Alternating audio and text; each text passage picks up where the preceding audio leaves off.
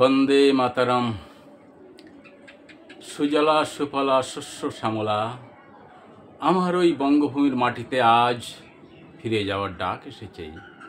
যে মাটিতে আমার বীর সন্তানদের জন্ম দিয়েছিল, ওই পূর্ব পাকিস্তান এবং বাংলাদেশের অত্যাচারে আমার সেই ভাই বোন যারা ওই মাটিতে টিকে থাকতে পারেনি, শরণার্থী রূপে সব হারিয়ে এই ভারতের বুকে আশ্রয় নিয়েছে। আমি ভারত সরকারকে অভিনন্দন জানাচ্ছি। ভারতের বিদেশমন্ত্রী সংসদে দাঁড়িয়ে বাংলাদেশে হিন্দুদের উপরে হওয়া অত্যাচার নিয়ে যে বিবৃতি দিয়েছেন, তার জন্য আমি ভারত সরকারকে অভিনন্দন জানাচ্ছি। আমি ভারত সরকারের কাছে বলছি, আপনারা 1971 সালে যে 1 কোটি শরণার্থী ভারতে এসেছিল এবং ওই বছরই 10ই ডিসেম্বর বাংলাদেশ সরকারের সঙ্গে, অর্থাৎ প্রবাসী বাংলাদেশ সরকারের সঙ্গে ভারত সরকারের যে চুক্তি হয়েছিল, সেই চুক্তি লঙ্ঘন করেছিল ওই বাংলাদেশ, যার ফলে 1 কোটি শরণার্থী যে সেদিন ওই দেশ ফেরত নেয়নি। আমি ভারত সরকারকে বলবো, সেই 1 কোটি শরণার্থীর সমস্ত পরিচয়, নাম আপনারা রাষ্ট্রসংঘের হাতে তুলে দিন। কারণ ওই বাংলাদেশের মূল অধিকার আমার এই 1 কোটি শরণার্থী মানুষের। আমি ভারত সরকারকে আরও বলবো, 2010 সালের ভারতে যে জনগণনা হয়েছিল, সেখানে যে 2,87,00,000 মতো যে বাংলাদেশি চিহ্নিত হয়েছে, সেই বাংলাদেশি মানুষের নাম আপনারা রাষ্ট্রসংঘের হাতে তুলে দিন এবং রাষ্ট্রসংঘের মহাসচিবকে এই ভারতবর্ষে আপনারা আমন্ত্রণ জানান। এই মানুষের, অর্থাৎ 1 কোটি এবং এই 2,87,00,000 মতো, অর্থাৎ প্রায় 4 কোটি যে হিন্দু ভাই বোন আমার, যারা পূর্ব পাকিস্তান এবং বাংলাদেশ থেকে অত্যাচারিত হয়ে এই ভারতবর্ষে এসেছে, তাদের জন্য বঙ্গভূমি, এটা রাষ্ট্রসংঘের মহাসচিব এই ভারতবর্ষের বুকে এসে এটা পরিষ্কার করে দিয়ে যাক।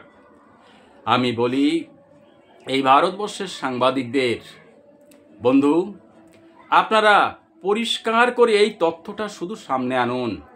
1971 সালের 16ই ডিসেম্বর ভারতবর্ষের বিজয় দিবস হিসাবে পালিত হচ্ছে, কোনো আপত্তি নেই। কিন্তু 1972 সালের 9 জানুয়ারি ভারতবর্ষের পরাজয় দিবস। তাই আমি পরাজয় দিবস হিসাবে আপনাদের বলছি না, আপনারা বলুন ওদিন বাংলাদেশের বিশ্বাসঘাতক দিবস হিসাবে 1972 সালের 9 জানুয়ারি আপনারা প্রচার করুন।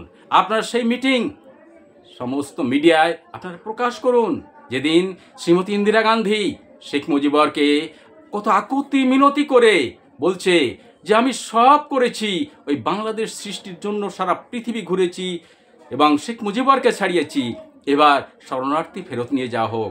শেখ মুজিবুর রহমান তার জবাবে কোনো কিছু না বলে এই ভারতবর্ষকে সেদিন এক অঘোষিত কলোনি রূপে পরিণত করে এই ভারত ছেড়ে উনি ঢাকায় চলে গেলেন। সে অসহায় ইন্দিরা গান্ধীর সেই রূপ আপনারা সমস্ত মিডিয়া ভারতবর্ষের আপনারা প্রকাশ করুন। সেই 10ই ডিসেম্বর 71 সালের সেই দিন, যেদিন প্রবাসী বাংলাদেশ সরকার এবং ভারত সরকারের মধ্যে চুক্তি হয়েছিল শরণার্থী ফেরত নিয়ে যাবে বাংলাদেশ স্বাধীন হওয়ার পর, কিন্তু ফেরত তো নিলই না। আরও কি করলো, যে প্রবাসী সরকারের যারা কর্মকর্তারা ছিল ওই বাংলাদেশ, তাদের জেলের মধ্যে তাদেরকে গুলি করে হত্যা করেছিল, যেন শেষ চিহ্নটুকুও ওই বাংলাদেশে অবশিষ্ট না থাকে। তাই ভারতবর্ষের মিডিয়াদের বলছি, আপনারা প্রকাশ করুন এই তথ্য, আপনারা প্রকাশ করুন। 2010 সালে ভারতে যে জনগণনা হয়েছে, সেখানে যে বাংলাদেশি চিহ্নিত হয়েছে, এই তথ্য আপনারা প্রকাশ করুন। আপনারা তো ভালো করেই জানেন যোগ বিয়োগ অঙ্ক, আপনাদের তো আর নিশ্চয়ই আমার আর বলার নেই, যে 30% হিন্দু ছিল ওই পূর্ব পাকিস্তান এবং পরবর্তীতে বাংলাদেশেও, সেখান থেকে আজ যে 7% এসেছে, এই তথ্য আপনারা বাংলাদেশের কাছে জিজ্ঞাসা করুন। এই হিন্দু এরা কোথায় গেছে, আপনারা প্রকাশ করুন সেই কথা। আমি কখনো দেখিনি এই ভারতের মিডিয়ায় সেই সত্য কখনো প্রকাশিত হয়েছে। আমি আপনাদের একটু স্মরণ করিয়ে দিই। ভারতবর্ষের মূল ইতিহাস বলতে 1947 সালের 15ই আগস্ট ভারতের স্বাধীনতা। আর দ্বিতীয় যে ইতিহাস সে হচ্ছে 1971 সাল। সেদিন আপনারা ভুলে যাবেন না, যেদিন ভারতবর্ষের এই পরিস্থিতি চলছে, ওই পূর্ব পাকিস্তানে ভারতের সেনা মার্চ করছে। সেদিন আমেরিকার 7ম নৌবহর যেদিন ভারতের উদ্দেশ্যে পাঠালো, ভেবে দেখুন তো সেদিন এই ভারতবর্ষে একটা বিশ্বযুদ্ধ, একটা তছনছ হয়ে যাওয়ার মতন পরিস্থিতি সেদিন এই ভারতবর্ষের বুকে হয়েছিল। সমস্ত কিছুকে সামলে নিয়ে এই ভারতবর্ষ, আমার 1 কোটি হিন্দু শরণার্থী ভাই বোনদের, তখন ভারতের অর্থনৈতিক অবস্থাও তেমন ভালো ছিল না, তারা খাইয়েছে পরিয়েছে। এবং এই ভারতের সেনা ওই অকুত ভয়ে ওই ঢাকার বুক পর্যন্ত মার্চ করেছে, একটা বিশ্বযুদ্ধের হুমকির সামনে রেখেও।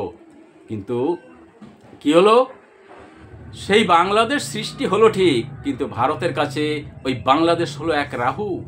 ভেবে দেখুন তো, ওই বাংলাদেশের জন্য ভারতের কত কত চিৎকার। সেই বাংলাদেশের জন্মলগ্ন থেকেই এই ভারতবর্ষ বাংলাদেশের হাত থেকে বাঁচার জন্য যেমন চারিদিকে দিতে হচ্ছে তাদের সীমান্তে বেড়া, তেমনিভাবে একের পর এক বিল পাশ করতে হচ্ছে ওই বাংলাদেশিদের আটকানোর জন্য। তাই এই তথ্য ভারতবর্ষের সাংবাদিকদের আজ প্রকাশ করার একান্ত প্রয়োজন।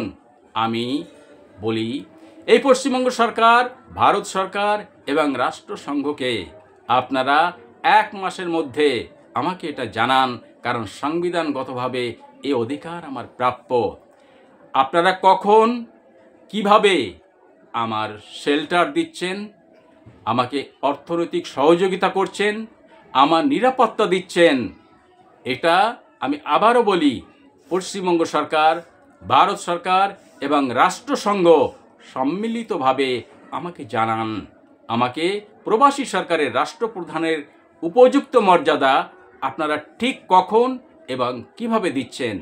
এবং আপনাদের আরও বলি, আমাদের শ্রী নিত্যানন্দ ব্রহ্মচারী, ওনাকে আমাদের জাতির পিতা রূপে আপনারা উপযুক্ত মর্যাদা কিভাবে দেবেন, সেই তথ্য আপনারা আমাকে 1 মাসের মধ্যে জানান। আমি আমার সে অকুত ভয় বীর সন্তানদের বলি, তোমরা শুধু হারিয়েছ, সমস্ত কিছু হারিয়েছ চোখের সামনে। অত্যাচার আর অত্যাচার, সমস্ত ঘর বাড়ি প্রজ্বলিত হয়েছে। ওই বাংলার বুকে যখন আমার মা বোন সব হারিয়ে 1969-70 সালে ওই মাটি ছেড়ে দিনের পর দিন রাত ওই সীমান্ত পার হওয়ার জন্য যখন হেঁটে আসছে, কত মা ওই নদীর বুকে তার সন্তানকে নিয়ে ঝাঁপ দিয়েছে।